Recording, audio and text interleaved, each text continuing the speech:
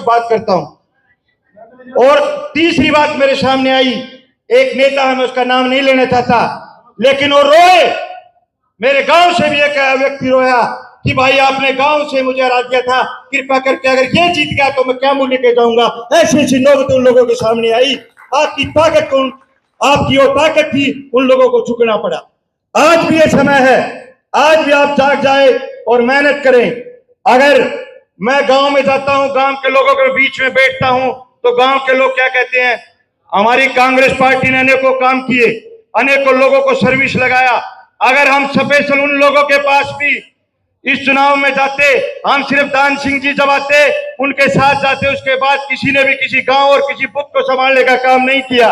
मैं यकीन भरोसा आपको दिलाता हूं, क्योंकि मैं कोर्ट में बैठता हूं, छत्तीस बिरादरी के लोग मुझसे मिलते हैं, हर एक गांव के लोग। और एक खावा गांव का एक बूढ़ा आदमी था तो रोने लग गया बेचारा, जाट समाज से था। बोला भाई अच्छे बहुत मेहनत करी, लेकिन फिर भी क्या करे, कसर रहेगी। लेकिन कोई बात नहीं, ये दुख की घड़ी है, हम सब समझते हैं। ये कार्यकर्ताओं की हार हुई, उनकी इच्छा थी, दिली इच्छा थी कि रावदान सिंह बड़े अंतर से यहां से विजयी हों और हमारे भिवानी पार्लियामेंट की आवाज दिल्ली तक गूंजे, लेकिन ऐसा संभव नहीं हो सका। मैं तो अंत में यही बात कहना चाहूंगा कि हम एक बात और कहना चाहूंगा, जो लोग हैं पन काट कर खुश मत होना, रावदान सिंह को बिन पख उड़ने का हुनर भी आता है। ये भी इस समय का इंतजार। मैं सभी सम्मानित साथियों से अनुरोध करना चाहूंगी, मेरे सभी कांग्रेस सम्मानित साथियों से अनुरोध करना चाहूंगी, कृपया आप अपना स्थान लें। आपके बीच में आपके प्रिय नेता आ गए हैं, अपने नेता के आप विचार सुने। सभी मेरे सभी साथियों, कार्यकर्ताओं की भावनाओं का आदर करते हुए माननीय श्री देवराज जी स्वयं नहीं बोलना चाह रहे हैं, ये खुद ये कह रहे हैं कि आप नेताजी को बुलाएं। सभी कार्यकर्ता साथियों से निवेदन है कि वे बैठे।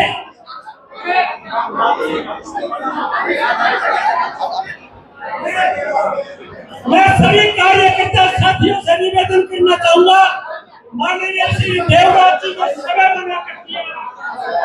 और अब श्री दान सिंह जी आपके बीच में, दान सिंह जी हमारे बीच में अपने विचार व्यक्त करेंगे। माननीय श्री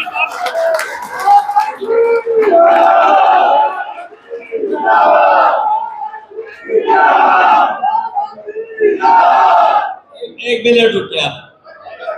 मैं सुनिए, मैं 3 नारे लगाऊंगा, आपने बड़े जोश के साथ लगाना है। कांग्रेस पार्टी, कांग्रेस पार्टी, राहुल गांधी, मल्लिकार्जुन खड़गे, और भूपेंद्र सिंह हुड्डा, सोनिया गांधी।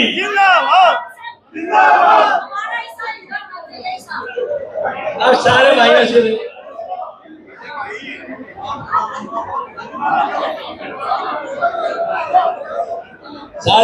निवेदन है, थोड़ी सी आपका बात है।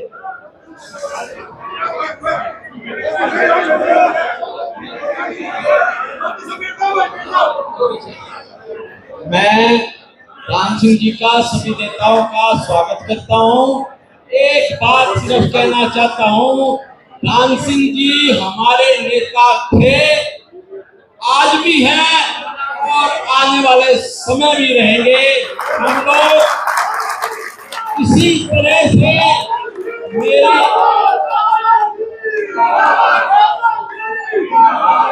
ये रिक्वेस्ट है कि हर 3 महीने में एक बार इसी तरह से इसी जगह पे हम सबके बीच में रहेंगे, इन सबों के साथ। धन्यवाद साहब। अब एक बार जाती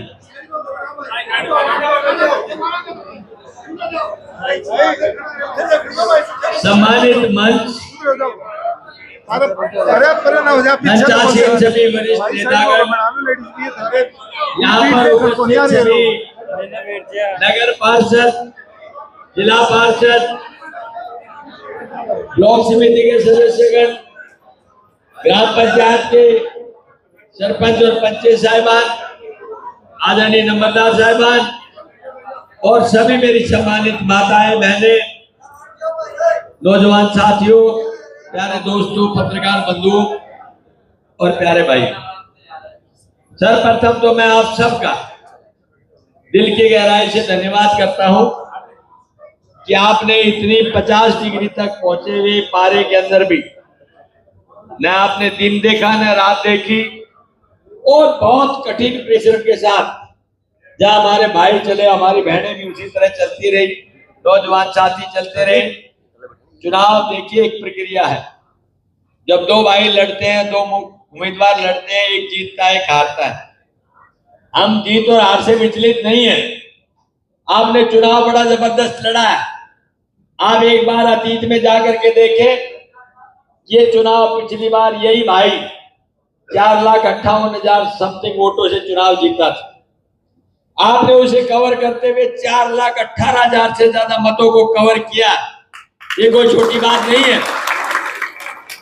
जहां तक हमारी कमी रही, तो उसमें पहली कमी तो मैं मेरी समझता हूं, और फिर उन भाइयों के जिन्होंने तुम्हारी सेवा करी, उनका तुमने जानते हो कौन आदमी है जो साथ रह करके भी दगा करें। इससे बड़ी बात क्या हो सकती है? ऊपर से भारतीय जनता पार्टी ने बे इंतहा इस तरह की अफवाहें फैलाई कि रावदान सिंह जीत गया तो अहिरवाल हार जाएगा, रावदान सिंह जीत गया तुम्हारा पानी बंद हो जाएगा, रावदान सिंह जीत गया तो जो बच्चे नौकरी लगे उनकी नौकरी छूट जाएगी, रावदान सिंह जीत जाएगा तो जो डीसी लगे हुए हैं लोग वो सब वापस हटा दिए जाएंगे, और जो 1 रैंक 1 पेंशन है वो भी आपकी वापस ले ली जाएगी। ये भाजपा का प्रोपेगेंडा रहा।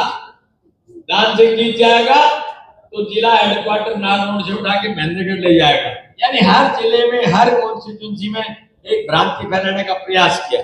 लेकिन मैं समझता हूं आप लोगों का बहुत बड़ा सहयोग और साथ रहा है।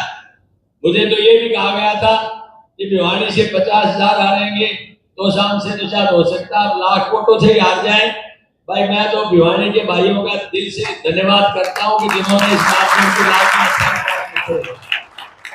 मैं तो शाम के भाइयों का दिल से धन्यवाद करता हूं कि उन लोगों ने वो लड़ाई लड़ी जो पिछली बार 35,000 से हारने वाले को 8,000 रुपया आपने लाके पहली बार में लागू छोड़ दिया।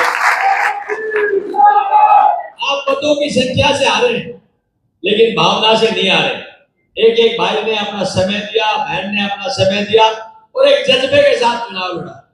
आज चुनाव में ठीक है जीत हार हो गई, लेकिन इस हरियाणा के इस कोने से उस कोने में पूछ ले, हर आदमी की एक ही भावना थी कि हम भिवानी महेंद्रगढ़ से जीत रहे। आखिरी दिन तक ये बात नहीं थी। माननीय प्रधानमंत्री ने 3 बार प्रोग्राम बदले। पहले 18 तारीख का किया, फिर उसको 23 तारीख का करके भिवानी का कर दिया, फिर 23 का ही भिवानी से उठा करके दादरी का, महेंद्रगढ़ का कर दिया, नेपाली का कर दिया। उनको सब लग रहा था कि किस परिस्थिति के अंदर जाकर के हम लोग जो है किस तरह से कंट्रोल करें। उन लोगों ने जो सरकारी तंत्र का प्रयोग कर सकते थे, दुरुपयोग कर सकते थे, वो सब किया। लेकिन उस सब के बावजूद आपके मार्जिन को उन्होंने कम करने का प्रयास किया, जीत को रोकने का प्रयास किया। मैं समझता हूं जो हिम्मत हौसले वाले लोग होते हैं किसी से रुकते नहीं है। जो आज हारा है कल जीतेगा, ये लोग जानते हैं इस बात को, और यही भावना आपके बीच रहनी चाहिए। जहां तक रहा सवाल भिवानी का, मैं समझता हूं भिवानी के भाइयों ने थोड़ा सा और प्रयास कर लेते तो उसका मार्जिन अगर ये भी पता होता है कि वहां कुछ नुकसान होने वाला है तो यहाँ प्रयास करके बढ़ाया जा सकता था। हमें भी ये पता होता है कि वहां इस तरह का डैमेज होने वाला है तो मैं इधर लगा रहा, अक्षत इधर लगा रहा, और मैं समझता हूँ पीछे से हमारे कुछ साथियों की जो कन्वेंसिंग थी उस तरह की नहीं हो पाई। लेकिन मैं ये गारंटी देता हूँ आने वाला समय आपका है। सिर्फ 100 दिन का मामला है। 100 दिन के बाद आपकी सरकार बनने जा रही है, तो भूपेंद्र सिंह हुड्डा इस प्रदेश के मुख्यमंत्री होंगे। और भाई मैं सारे भाइयों से कहूंगा जो उम्मीदवार बने अपने क्षेत्र में लग जाएं, अपने क्षेत्र के लोगों की सोचें, उनकी दुख तकलीफ को निपटाने का प्रयास करें और लोगों को सर्व करने के लिए सच्ची भावना से जाने का प्रयास करें। मेरे क्षेत्र में भी जिन भाइयों की रिश्तेदारी, जानकारी, दोस्ती, मित्रता है वो भी अपनी तरफ से ध्यान करें। उनको कह के पहले से भाई हम आपके पास आ रहे हैं कि चुनाव ये आपने लड़ा है, अगला चुनाव ये जनता लड़ेगी, मैं गारंटी के साथ कह सकता हूँ। आज की तारीख में भाजपा को पता है इस बात का कि निश्चित तौर पे सरकार कांग्रेस की बनने जा रही है, उसको रोकने का प्रयास करेंगे तो भी नहीं रुकेगी, क्योंकि जनता का जब आक्रोश होता है रुकती नहीं। ये भाजपा तो 400 पार का नारा लगा रही थी, लेकिन इस देश की जनता ने कहा ये लोकतंत्र बचाओ और संविधान बचाओ का नारा है, और वो बचाया। आज जो आदमी बात नहीं करते थे, जिनके खिलाफ केस बने, उन्हीं लोगों से जाकर के ये भाजपा सरकार नीचे झुक करके साथ लेकर के सरकार बनाने में सक्षम हो पाई है। ये अच्छा काम है कि जो ये कहते थे कि भारतीय जनता पार्टी का एक नारा है कि कांग्रेस मुक्त भारत बनाएंगे, आज वो कांग्रेस तो फिर वापस उठ के आ गई है, 200 के आंकड़े के पास है, और अगले आने वाले समय के अंदर सरकार बनाओगे आप, इसमें कोई दो राय। मैं एक बात कहना चाहता हूँ, इस पूरे चुनावी मैदान के दौरान, इस चुनावी कैंपेन के दौरान मुझसे, मेरे साथी से, मेरे घर वाले से, किसी परिचित से, कहीं भी किसी कार्यकर्ता से कोई गलती हुई हो तो उसके लिए क्षमा करना, और इस भावना को, इस जज्बे को इसी तरह से बनाए रखना।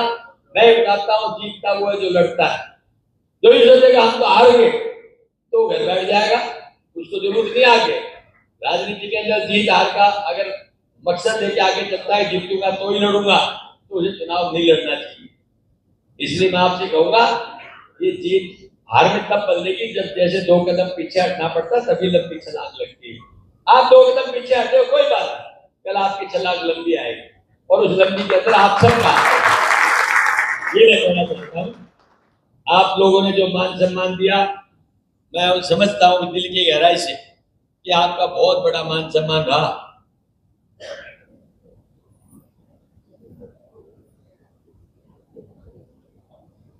बिल्कुल, मतलब बेसिकली बात आती है कि जहां आप लोगों का साथ और सहयोग रहा है, वो साथ और सहयोग के अंदर दान सिंह को अगर आप आधी रात को ये पाए कि दान सिंह इस काम की करने लायक है, तो मैं आधी रात को विश्वास दिलाता हूं, मैं अपना सौभाग्य समझूंगा उस आदमी के साथ रात को खड़ा होगा।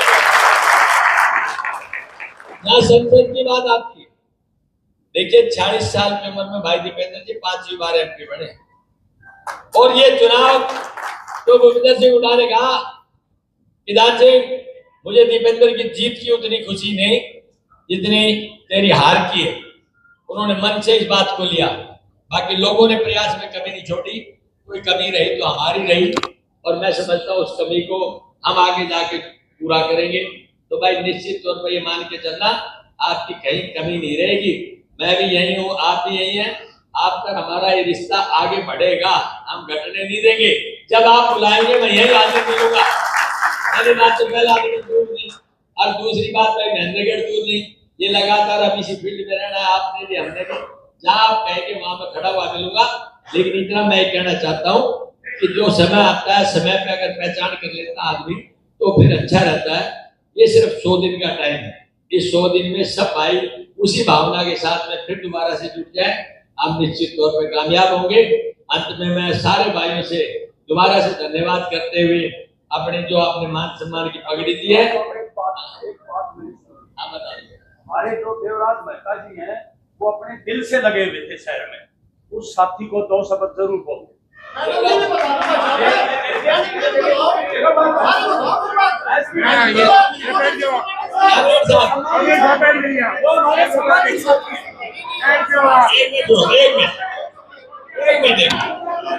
एक मिनट, आप सब ने मेहनत की है, देवराज जी ने भी मेहनत की है, थोड़ा सा एक दूसरे को पॉइंट आउट मत करो।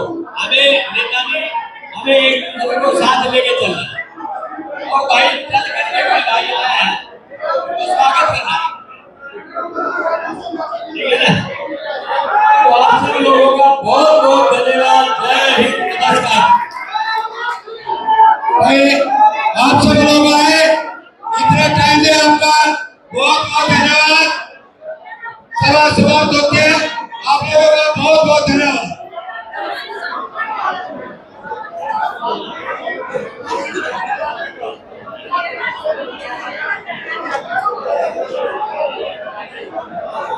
बहुत बहुत धन्यवाद। मैं पहले कांग्रेस में था, आदित्य के साथ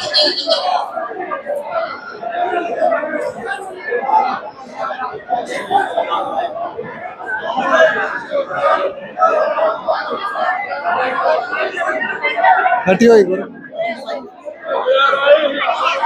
दूर आके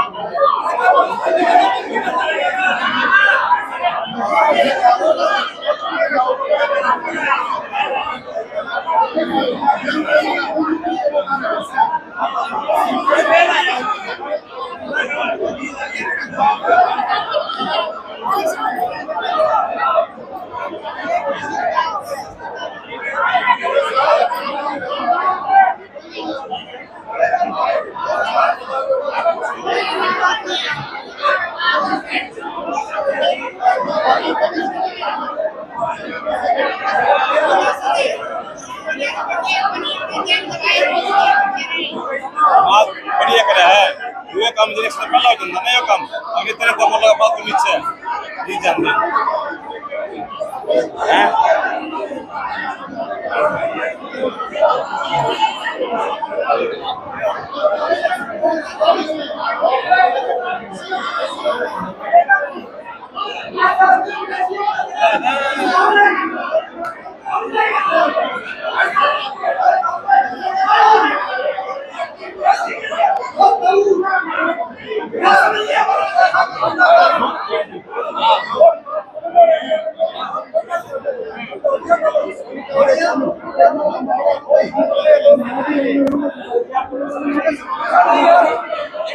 बेइज्जती करते हैं प्लेटफॉर्म पर आदमी आया यहाँ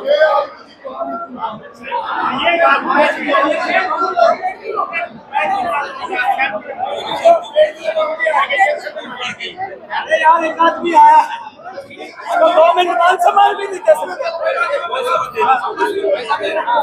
भाई साहब वीडियो कर बैठो यार एक आदमी मान संभाल